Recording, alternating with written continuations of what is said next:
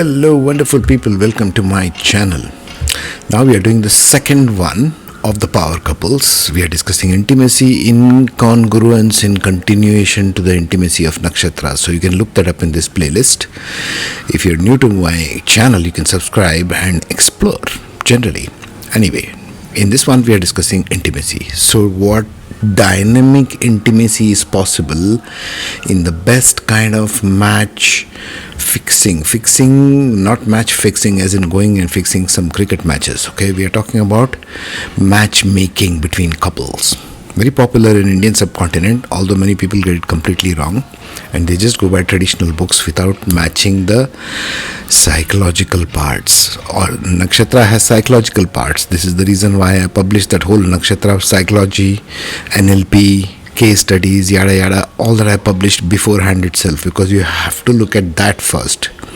There is a psychological aspect to each one of the 27 nakshatras. You need to go through that if you want to understand this better.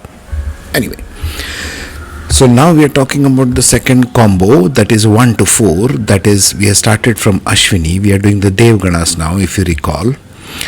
Of the 9 Devganas, we are in Ashwini. So 1 to 4. So that becomes Ashwini to Punarvasu in Cancer. Punarvasu has 3 parts, if you remember, in Gemini. The last part, last pada.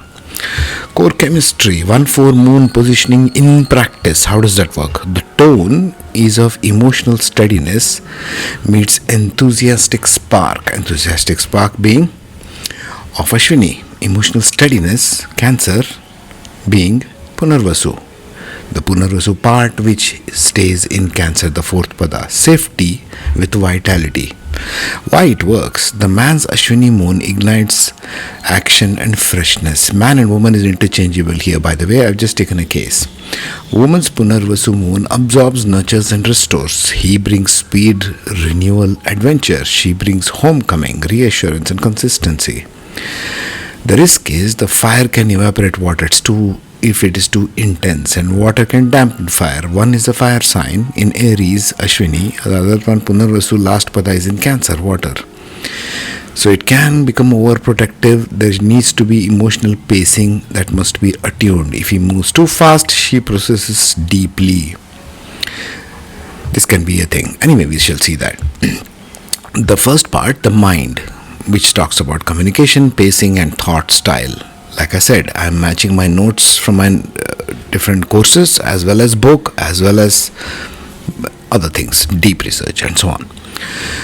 Ashwini Moon, desires, straightforward, crisp exchanges. Ashwini is very quick, not too much emotional circling.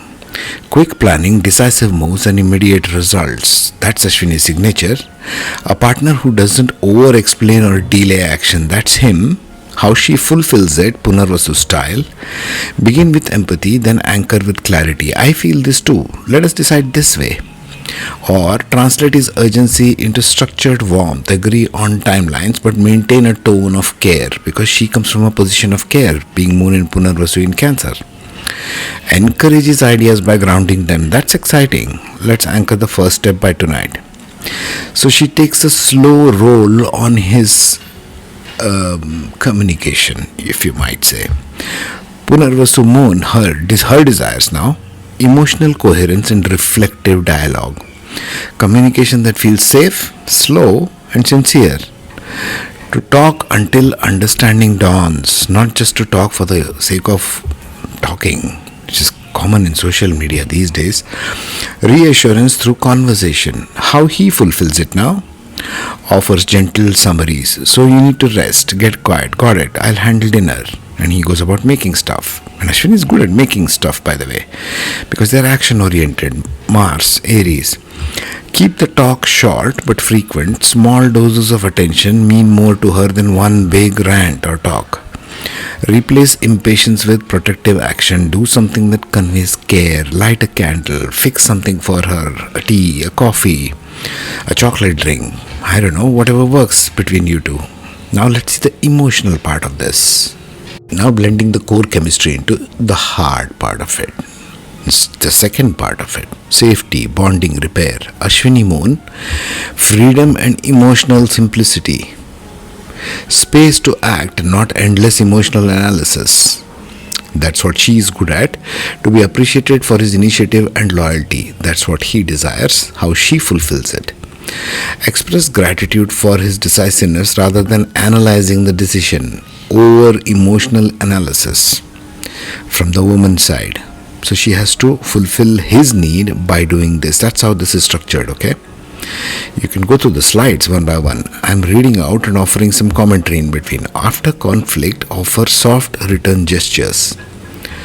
Like a home-cooked meal, which says that you matter a lot. Something which partners fail to express after the second year of marriage, isn't it? When the honeymoon period is over, he's pretty much a guy who does something and you are pretty much as a woman who does something else. You're just roommates essentially. And there's a big talk of intimacy on everywhere now, wherever partnerships are concerned. People have gone to bizarre lengths to date AI. Imagine that. Anyway, back to this topic. Don't restrain his independence. Instead, invite his return. I love that you explore. Come and tell me when you're back. That's how she fulfills it. Punarvasu Moon, on her side of desires, emotional security. She needs to be reassured. Reassurance that love endures through moods and absences. Predictable nurturing with warmth, gentleness, and return to peace.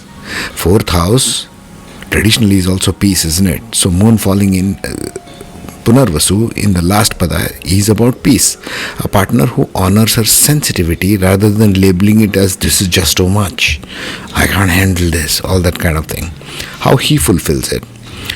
Establish ritual anchors. Weekly dinners, nightly check-ins, check-in texts. This gives her calm predictability. She needs to know that you are around and not just vanished into thin air.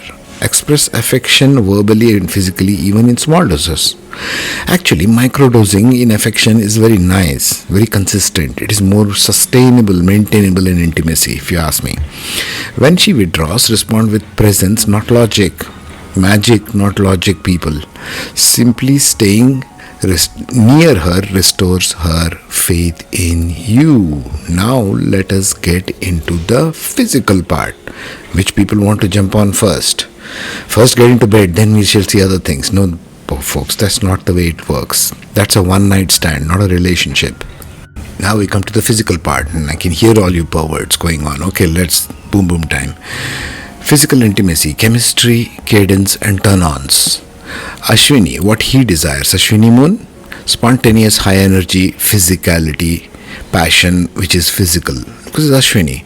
In Aries, adventure, play, quick escalation. He's that slam bam thank you ma'am kind of guy, okay, essentially speaking, because he's quick. Feeling that his vitality is welcome, not restrained. How she fulfills it. Invite spontaneity with soft edges. Cancer will soften it. I want you to surprise me, but let's end with a slow cuddle. Oh. Use transitions, candles, scents, touch. Use the physical parts of it. Go through the part where I'm mentioning about kinesthetics. All the astrology NLP resources are there in the description box on my Google Drive. You can go through that. If you want me to add something on NLP stuff, I'll add it. Just let me know in comments. To slow his pace into an emotional depth. Meet his lead initially, then shift into rhythm. He loves it when she responds rather than resists. On her side, Punarvasu Moon desires emotional foreplay before physical intimacy. Gentle pace, warmth, continuity. She wants love that feels safe and kind. Cancer. Post-intimacy tenderness. Don't just run off the bed. Reassurance through cuddling and conversation. How he fulfills. Learn the warm-up language. Take some classes, Mr. Ashwini, if you want. Lingering touch. Affectionate humor. Protection gestures. Slow down. Intensity with tenderness ignites her. Post-passion. Stay. Stroke her hair. Talk to her softly. Within the ears. Give some ear bites if you want. Give emotional closure. It's her recharging loop. Now let's go to the tricky part of some frictional aspects. There will always be some friction, isn't it? Let's see in this pattern how it comes about. Number one, there are 4 ones. Speed versus processing. Classic one, full tension. One moves very fast, the other one moves quite slow. Sign is he makes decisions fast. She needs time to feel safe about that decision. The fix would be something like too tired timing. He sets short action windows today, tomorrow. She agrees after some emotional check in. She has to check in with her heart. This is Cancer we are talking about. Number 2, over nurture versus over independence. Guess who's who?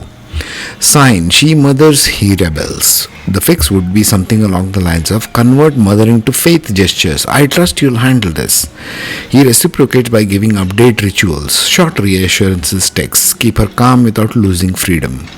As you can see, this whole thing would lead to another science itself called relationship counseling with Vedic astrology. I am up for it. If you are, you can get in touch with me. Emotional flooding.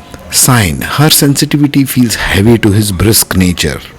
The fixed meaning, containment practice. When emotions peak, he listens for 5 minutes, takes a couple of breaths, then both switch to shared grounding, like walking, taking a walk together, breathing together. How about that?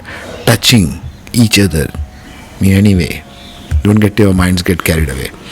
Number 4, neglecting romance for comfort. Sign, warmth turns into routine, coziness, and spark fades. That's not a good idea, isn't it? Fix, alternate fiery nights, very highly passionate, rolling around in the bed, with some adventure, with some surprise, and have some water nights where you spend time maybe together in a pool, or take some theme of comfort, take some death. I mean, you can use your imagination here. Keep some theme nights to keep the fire going between you both. It's an excellent combination. But as you can see, any relationship needs work. It is not a God's gift. You are a God's gift to the planet. But you need to work on yourself to refine it. Okay? If you need intimacy, relationship counseling with this kind of an approach, do get in touch with me. I'll be happy to help you out. Take care, be safe. In the next one, we'll see Ashwini versus the 7th one, Mr. Libra. I think it would be Swati, Ashwini and Swati. Take care, be safe.